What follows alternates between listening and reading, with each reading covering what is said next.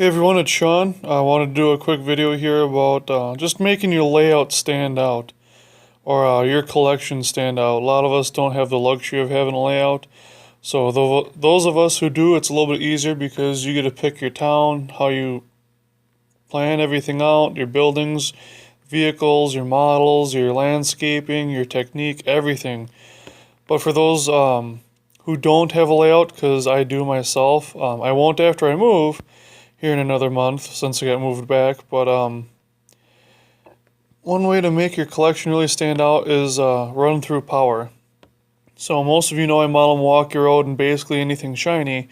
Well, here's part of the basically anything shiny would be this GT GP40-2. It does have sound in it. I don't have it running right now, obviously, but I feel like it really helps give some self-expression to my modeling. I talked to a friend of mine about it, Jason, and him and I had talked about backing off model railroading a little bit, maybe selling off parts of our collection. Sometimes it does get overwhelming, and it's normal to rotate through stuff. You get in and out of different phases of it. This is the second time I've gotten a more modern motive power. Last time I was in the BNSF. Now I'm just kind of, with the advent of more fallen flags, locomotives on modern equipment, I've got an ES44AC, it's Milwaukee Road, and AC4400.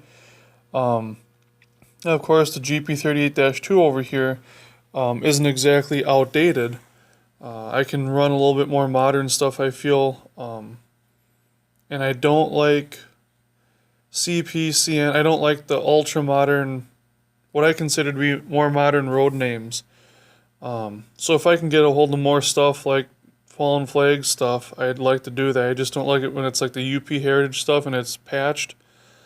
Like 1069 for Virginian. For anyone who has no idea what the hobby is or what's going on, they might think that, oh, hey, that's just a new Virginian locomotive. I mean, it could easily pass for it, so. But I'm going to go over a couple other things here in just a second. But, I just thought this is a really good way of self-expression. That's part of what this hobby's for. So, along with talking about collections and stuff, here's a few boxes of just a fraction of what I've got here. You can see I like my Milwaukee Road covered hoppers. I like my box cars. I also have a small thing for Burlington Northern and Santa Fe, just not BNSF. I guess the reason I really got into BNSF is I like the colors. I happen to like the fallen roads of them, and I just kind of collected it because I could. I had the money, and then I got out of it. But I do like Great Northern, Burlington Northern, Santa Fe, Milwaukee Road, and that's really my main focus. I stick with Milwaukee Road for passenger. But I do have a little bit of BN stuff. I do have some of the electrified for both. But I mean, you can see I've got modern reefers. In fact, I've got a whole case down here of BLMA reefers that are all weathered. They're completely modernized and completely detailed, even with a fret on the back. It's a beautiful train, it really is. And that's one of the ways I feel like I can express myself is by the details on the train, the details in the equipment, and the rolling stock I have. So I'm starting to sell off some of the stuff that I don't feel kind of says or shows who I am and the modeler I am. When I was in N scale, you could look at any train on the club layout when they were running, and you could point mine out. It was like a sore thumb. All kinds of different crazy colors, all kinds of different crazy cars, some stuff that nobody else had, or just the way I set it up, whatever it was always the train that kind of popped out, and it got a lot of attention. It's cool. I like that the stuff I buy, the stuff I collect, and how I use it stands out. Another way you can help your layout and your collection stand out is by the vehicles or the scenes you make up, or mock up, I should say. A couple of people I know that are really well known to me for this are Lucas on Facebook. If you're on the model railroading page, you've undoubtedly seen one of his many scenes he likes to set up like this. He's a Kato Unitrack user like myself. This is at the club layout, so I have a lot more room to play. On my little layout, it's kind of hard to set up a scene like this because on a 4x8, this is little scenes take up a lot of real estate. Right here, from where the Southern Pacific drop bottom gondolas all the way down to that flatbed. A bunch of the construction equipment here is mine. So this would be about a quarter of the trackage I'd have on the layout, and it'd be a single main, so it wouldn't be fun to block the main to try to operate around it. Here there's 3 tracks, so I can occupy 2 and do a run around, and it's a lot of fun. But stuff like this that, you know, makes you stand out from the hobby, makes it a little bit more memorable. In fact, I had someone message me on Facebook saying, hey, you know, I think this is your YouTube channel. A lot of the equipment looks the same. You know, just kind of confirming it. And I said, yeah, that's definitely mine. Feel free to add it, and I'll, you know, be happy to put in anything you ask. I really like taking anyone who has suggestions, make a video about it, whatever. I'm hoping to do a review of different sound systems coming up. I want to get a remote microphone for my GoPro for shooting that. I'm not going to do it on my phone. I'm going to do Loc Sound, Paragon 2, brain fart.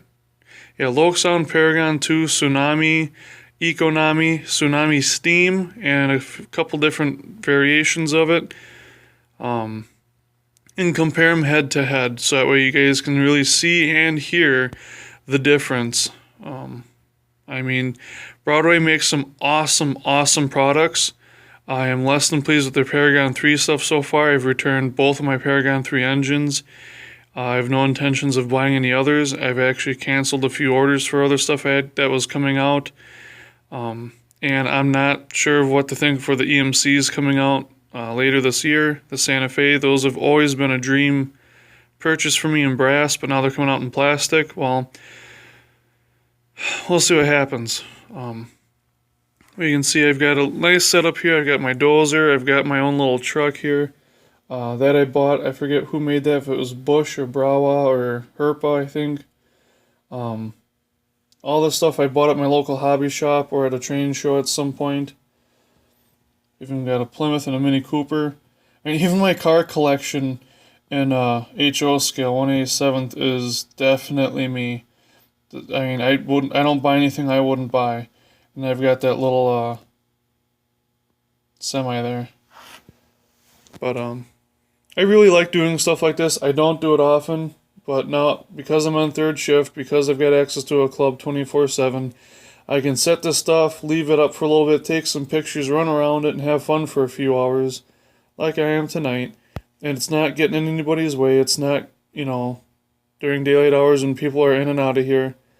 And it's actually one of the perks of working third shift, is you can do stuff when there's not a lot of other people around. So, but again, back to the whole premise of making your collection stand out.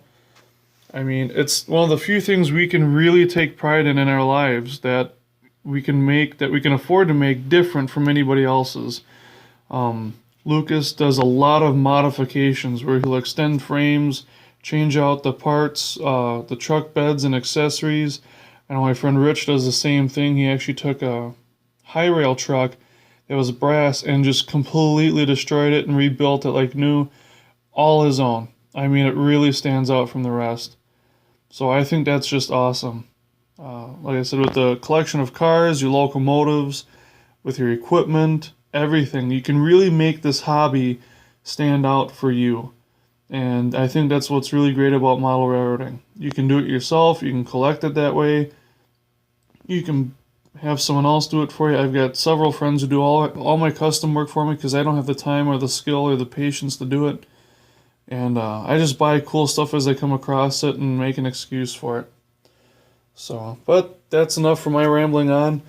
Stay tuned for more videos and stuff. If you guys have any suggestions, please feel free to let me know. And until next time, take care, happy Easter, and have a great weekend. Drive safe, everybody.